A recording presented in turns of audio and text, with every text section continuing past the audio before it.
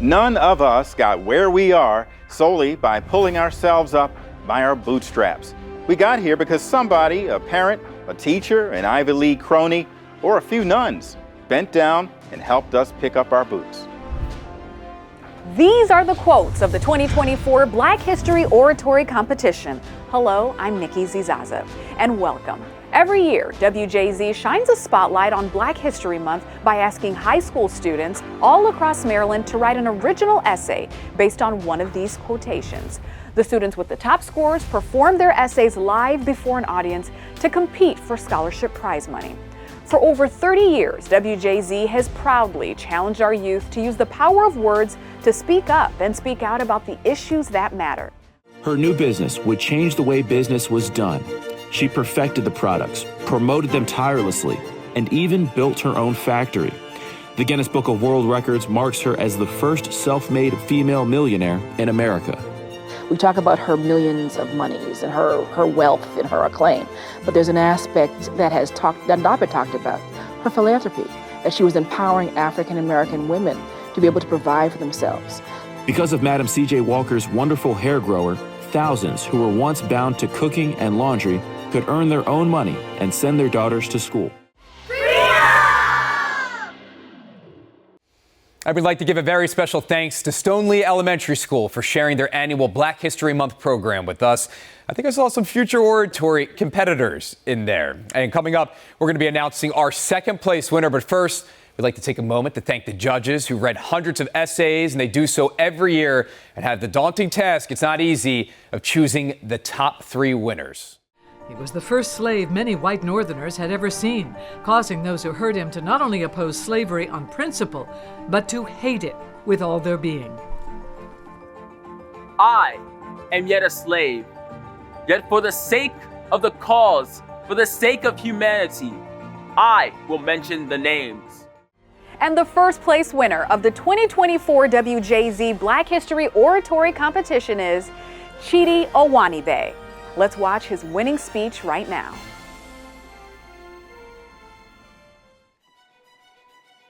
I am fortunate. I am fortunate that my grandparents are still alive and can share their stories. The summer slide is real. And no, I'm not talking about that kind of slide. I'm talking about the months of learning that kids can lose when they don't read during summer break. That's why WJZ is on your corner and headed to your local library, reading to kids and spreading the word about the power of books. All this week, join WJZ as we read to succeed. Let's turn the page on the summer slide. Back to you guys. All right, Derek, thank you. Well, we love reading here at WJZ, and you will too, especially when you hear that reading to your child just 20 minutes a day exposes them to 1.8 million words a year. In fact, reading improves vocabulary at every age, so look, it's never too late to start. And this morning, Jeanie Reese went to the Light Street branch of the Enoch Pratt Free Library and introduced some little ones to some brand new words.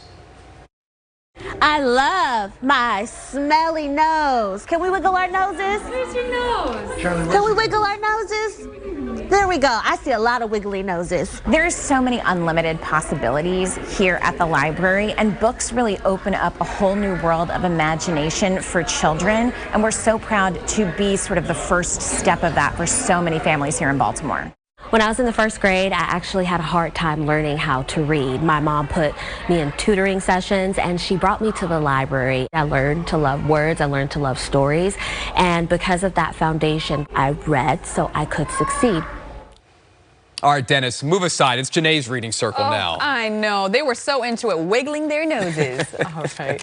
Well, look, reading to your children when they're still small is one of the most effective ways to make reading a habit as they grow. Yeah, we can't say it enough. So tomorrow, Caroline Forback will be on your corner in Anne Arundel County as WJZ continues its week-long series, Read to Succeed. Love that we're doing this. Yes. All right. We'll be right back after the break. Read to Succeed on WJZ is brought to you by Bob Bell Hyundai. Come see us today or visit bobbellhyundai.com. WJZ's First Alert Weather Team wants to take you out of the classroom and into school at the zoo. So now we have one of the most important questions. Raise your hand. You have a question already? Wow, I think it's remarkable what you guys are doing here. Yes, that's such a great point. We talk, we use our voices. And he wants to talk. I don't think you can talk. We each have a role in this. Watch School at the Zoo, Saturday.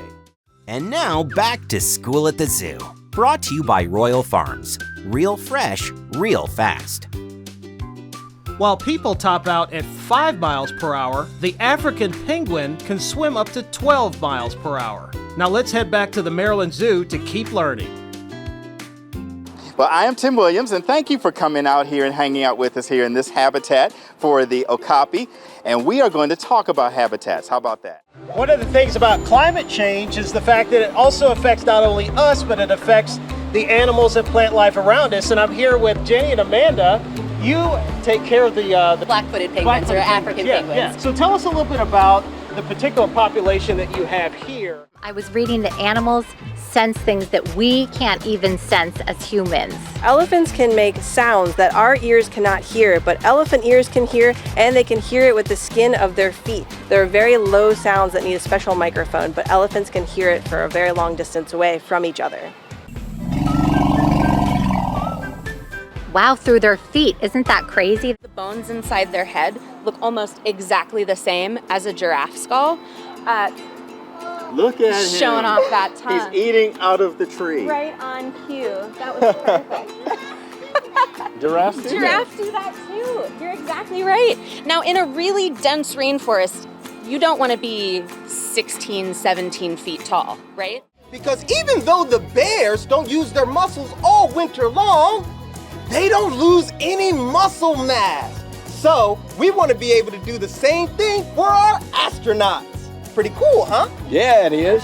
There's a lot we don't know, but there's a lot we do know. And let's give a round of applause to our zookeepers and educators today. Great job. Anybody want a bear high five?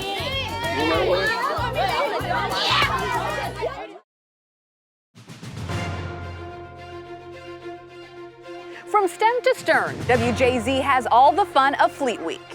It's a week of tall ships and tours, flyovers, and festivals. June 12th through the 18th at and around Baltimore's Inner Harbor. Come sail with WJZ at Fleet Week.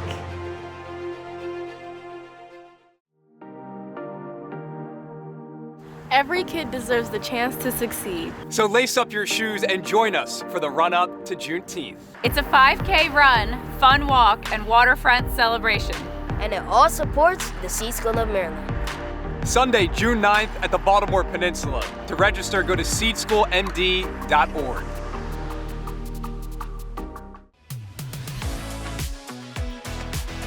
Cultural flair, creative vibes. WJZ wants to connect you with Artscape. It's a free arts festival, 40 years in the making, with local artists, live concerts, fashion, and family-friendly fun. Celebrate the arts as only Baltimore can at Artscape, August 2nd through the 4th. I'm tied to you, but never felt so loose. Yeah, I'm tied to you like a ship. I'm tied to you. Hello, everyone. I'm Denise Koch. Thanksgiving is now just around the corner. So WJZ wants to say thanks for giving to the nonprofits and, most importantly, the people who are giving back to our communities each and every day. The Maryland Food Bank is more than just another charity. It is the East Coast's first food bank and the leader in the fight against hunger in our state. As Amy Kawada shows us, it is a tall order to fill that requires a lot of help. Did you know 1 in every 3 Marylanders face food insecurities? But the Maryland Food Bank is hoping to change that by providing hundreds of food items to our local partners throughout our state, like food kitchens and shelters. Maryland Food Bank distributes food all across the state of Maryland. We use a network of about 360 network partners that have about 1,100 distribution points in a year. Show me what's happening here. What are you up to? Sure. Well, we're sorting the salvage food that's donated by local grocery stores. We unpack the boxes and we put everything on the conveyor belt. It goes around the conveyor belt and different sections will pack their boxes, whether it's dry goods or soft drinks. There we go. So water. All you have to do is unload this onto the belt. Volunteers are critical to all departments of the Maryland Food Bank. Volunteers function in our warehouse by helping us sort and pack food for our various partners. We also have volunteers that function in our kitchen, helping us prepare food. Our volunteers find a sense of well-being and joy, coming together, working together. What's your favorite part about coming out here to volunteer for the Maryland Food Bank? We're not only giving back to the community, but a lot of us here are regulars, and we know each other and we become friends, and it's like a social thing. It's like a family, the Maryland Food Bank family. That's cool. If you'd like to help out and volunteer, you can always head over to our website, wjz.com/volunteer. I still live at home. Why should I think about getting a part-time job? That's a great question. A part-time job gives you independence, obviously financially. You can start to pay for things yourself and be able to have the money for the things that you really want to buy. Who doesn't love money and have a little savings? I think it's fun. I think it's a great opportunity to learn really good skills. It gives you the practice in a safe environment with your parents being there to take care of you and catch you if you fall. And it also will teach you some good work ethic. Builds character. You're able to build your resume. You're able to build your interpersonal skills. What do you look for in your employees? I first and foremost look for somebody with a great attitude. Dependability, adaptability, being able to adapt to different things. Commitment, loyalty. They're curious. They want to ask questions and learn more. They're punctual. What was your very first job? Well, my very first job was I was employed by Wendy's. Oh my goodness. My first job was when I was 13 years old. I was a babysitter. I still remember my first job. I worked in a bookstore. My first paying job or outside of babysitting was working at Walgreens, and I was a cashier. I was 15 years old. So coincidentally, my first job was McDonald's. The entire month of March, we have been happily celebrating women in our community who are paving the way. The boss and sometimes the only woman in the room, distributing materials and training contractors on a niche product shaking up the industry. Today, I want to introduce you to two Maryland sisters proving women's rightful place in the STEM field. Fraternal twins Ebony Fotang and Elisa Joseph are exuding major girl power as engineers with Northrop Grumman. We did it. Go ahead. I'm here at MediaWorks in Baltimore. It's an all-female led advertising agency, something that would have been unheard of just a few decades ago. Everybody has a different talent and something that they're particularly strong in, but we all work really well together as a team. This industry can be a lot of fun. It's very demanding, but I love it, and I hope that passion maybe entices more women to consider jumping in one day. Brewing beer is a male-dominated industry, but Neff says that's never mattered. She got her start at home nearly 2 decades ago, and her hobby blossomed into a full-time job. She also has a PhD in microbiology from Johns Hopkins, which gives her an edge on the science side of beer brewing. Neff says she's working to bring more women into this business. Well, she just one of several of this month's special reports highlighting women in our state. You can watch all of those reports at one time tomorrow at 9 in the evening, streaming on CBS News Baltimore. And we got to show our appreciation for our dedicated staff to put all this together. That has been a phenomenal series. It's been wonderful. Well worth watching again. One of our boss women, Jeanie, she did a lot of work on that. Yes, she sure did. So to come tonight on WJZ and those of you streaming.